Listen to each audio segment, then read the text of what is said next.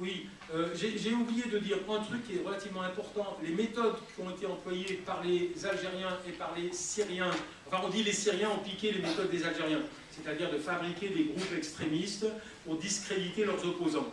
En fait, je suis désolé, ce n'est pas du tout les Algériens qui les ont inventés, c'est les Français. Parce que là, ce sont des techniques qui sont héritées de la guerre contre-révolutionnaire, les manipulations, fabriquer des ennemis susceptibles de discréditer l'ennemi, c'est une technique qui nous a rendus célèbres. On a même essayé de l'exporter en Amérique latine, hein, et la technologie. Donc tout ça pour dire que la responsabilité des autorités algériennes ne doit pas être mise en premier plan, mais c'est vrai qu'il y a eu, dans la chronologie de la réaction syrienne à la mobilisation protestataire, simplement il y a une énorme différence entre la Syrie et l'Algérie, c'est que la façon de criminaliser à l'idéologique la protestation était différente dans le contexte syrien, parce que dans le contexte syrien, on pouvait diviser sur une base confessionnelle la société et le front de la protestation. On pouvait essayer, on y est parvenu avec une vitesse faramineuse, de convaincre la société tout entière que ce n'était pas une mobilisation transconfessionnelle, mais une mobilisation radicale d'un seul segment de la société qui était les sunnites.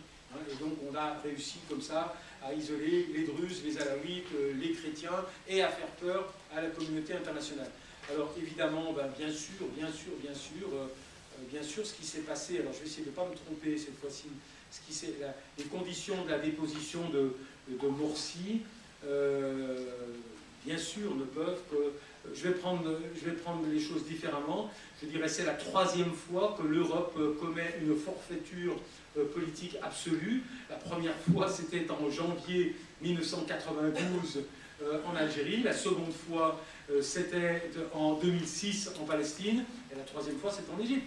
Parce que ce qui s'est passé en Égypte, ce n'est pas un mystère, c'est passé avec la connaissance et l'aval quasiment actif des institutions européennes. Pardon ? D'Israël.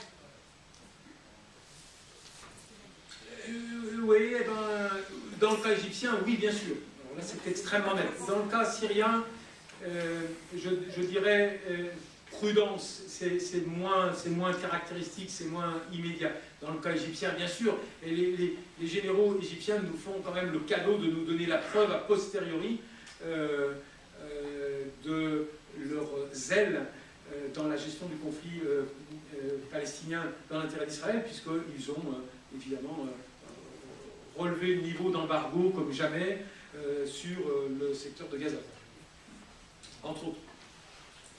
Merci à tous pour votre attention. Merci à François Burgal pour cette excellente intervention et à Warda Hadjad pour sa vision synthétique et ses questions pertinentes.